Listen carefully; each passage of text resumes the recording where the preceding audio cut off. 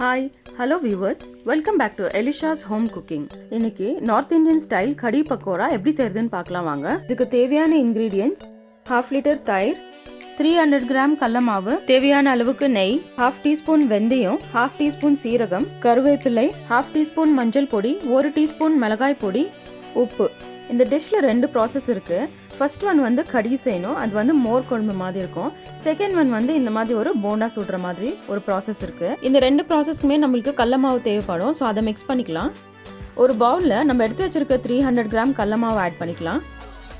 தேவைப்படுற salt add பண்ணிட்டு நல்லா மிக்ஸ் பண்ணிக்கோங்க. இந்த கடலை மாவு கூட இந்த கடலை மாவு மிக்ஸ் வந்து நம்மளுக்கு போண்டா பதத்தில் வேணுன்றதுனால நம்ம தண்ணியை வந்து கொஞ்சம் கொஞ்சமாக மிக்ஸ் பண்ணிக்கலாம்.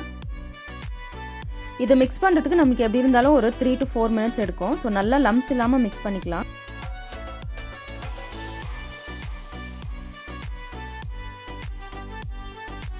இந்த பதத்துக்கு வந்த பிறகு நம்ம ஸ்டாப் பண்ணிக்கலாம்.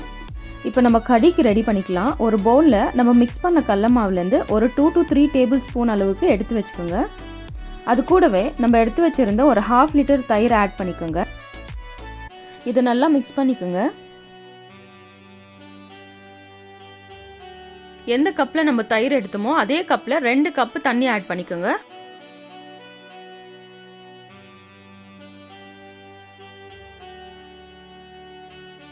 இதை நல்லா மிக்ஸ் பண்ணிட்டு ஒரு பேனில் 2 to 3 டீஸ்பூன் நெய் ஆட் பண்ணிக்கோங்க.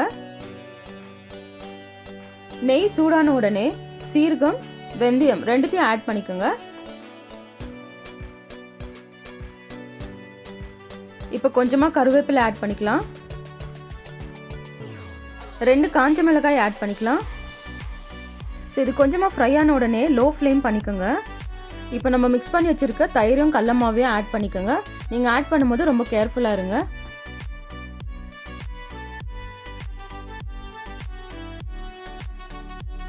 தயிர் ஆட் பண்ண கப்பிலே ஒரு 1.5 கப் அளவுக்கு தண்ணி ஆட் பண்ணிக்கோங்க. ஸோ ஓவராலாக 3.5 கப்பு தண்ணி ஆட் பண்ணியிருக்கோம். லோ ஃப்ளேம்லேயே ஒரு 15 to 20 மினிட்ஸ் இதை வச்சு நம்ம கொதிக்க விடணும்.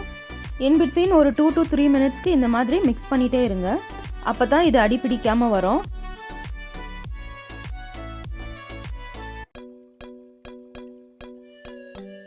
இது ஸ்டார்ட் பண்ணி ஒரு 10 மினிட்ஸ் கழித்து நம்ம போண்டா செய்ய ஸ்டார்ட் பண்ணிடலாம். ஸோ பக்கத்தில் ஒரு கடாயில் இதுக்கு தேவையான ஆயில் ஆட் பண்ணிக்கோங்க.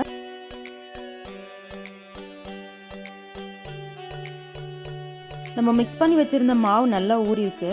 ஸோ இப்போ நம்ம போண்டா சுட ஸ்டார்ட் பண்ணிடலாம். இன் பிட்வீன் நம்ம பக்கத்துலேயே இந்த கடியும் கொஞ்சம் மிக்ஸ் பண்ணிகிட்டே இருங்க.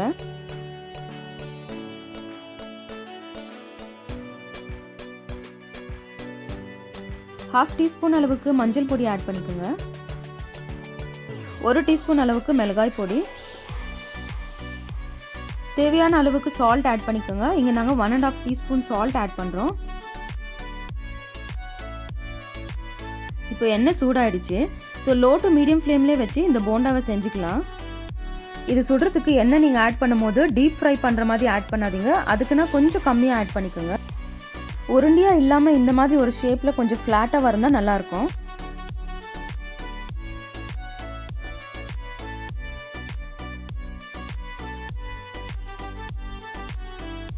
இன் பிட்வீன் இந்த கடியை கொஞ்சம் மிக்ஸ் பண்ணிக்கலாம்.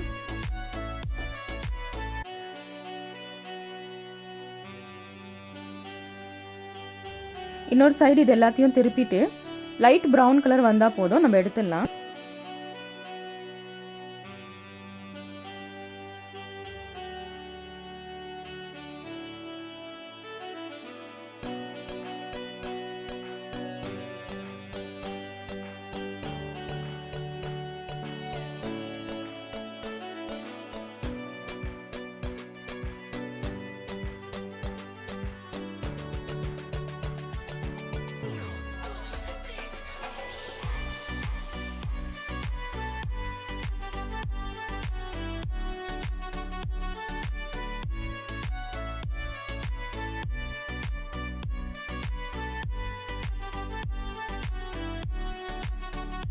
இது எல்லாத்தையும் ஃப்ரை பண்ணி முடிச்ச உடனே ஒரு பாத்திரத்தில் கொஞ்சமாக வார்ம் வாட்டர் எடுத்துக்கோங்க. அதில் இந்த போண்டாவை எல்லாத்தையுமே ஒரு 2 to 3 மினிட்ஸ் ஊற வச்சா போதும்.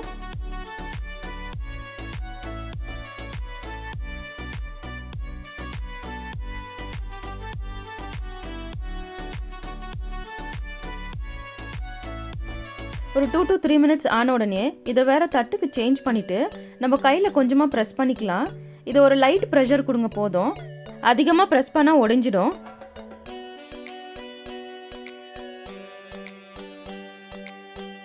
இப்போ இந்த பக்கோராவை எல்லாத்தையும் எடுத்து நம்ம கடியில் ஆட் பண்ணிக்கலாம்.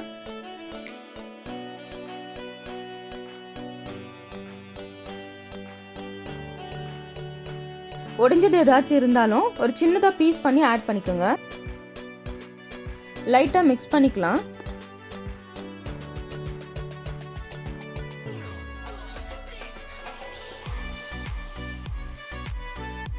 இதோட லாஸ்ட் ப்ராசஸ் வந்து தாளிப்பு.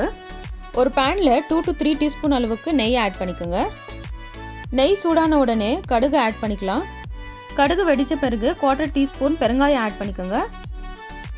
கொஞ்சமாக கருவேப்பிலை, ஒரு 1/2 டீஸ்பூன் அளவுக்கு காஷ்மீர் ரெட் சில்லி பவுடர், இது ஒரு கலருக்காக நாங்கள் ஆட் பண்ணுறோம். கூடவே ஒரு காஞ்ச மிளகாய் ஆட் பண்ணிவிட்டு இந்த கடியில் சேர்த்துடலாம்.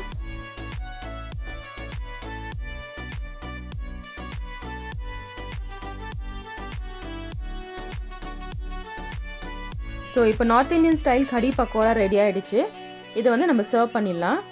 இது ஜீரா ரைஸ்க்கு நல்ல ஒரு காம்பினேஷன், சப்பாத்திக்குமே நல்லா பொருந்தும். இந்த பக்கோரா அந்த கடியில் ஊறின உடனே எவ்வளோ சாஃப்ட் ஆயிடுச்சு பாருங்கள். ரொம்ப டேஸ்டியாக இருக்கும். நீங்களும் செஞ்சு பாருங்கள். எப்படி வந்ததுன்னு எங்களுடைய கமெண்ட் செக்ஷனில் சொல்லுங்கள். இந்த வீடியோ பிடிச்சிருந்தா லைக் பண்ணுங்கள். உங்கள் ஃப்ரெண்ட்ஸ் அண்ட் ஃபேமிலிக்கு ஷேர் பண்ணிக்கோங்க. எங்கள் சேனலுக்கு சப்ஸ்கிரைப் பண்ணி அங்கே இருக்கிற பெல் ஐக்கனை கிளிக் பண்ணிக்கோங்க. ஸோ தட் எந்த வீடியோ போட்டாலுமே உங்களுக்கு நோட்டிஃபிகேஷன்ஸ் வரும். தேங்க்ஸ் ஃபார் வாட்சிங் viewers. Stay safe and healthy.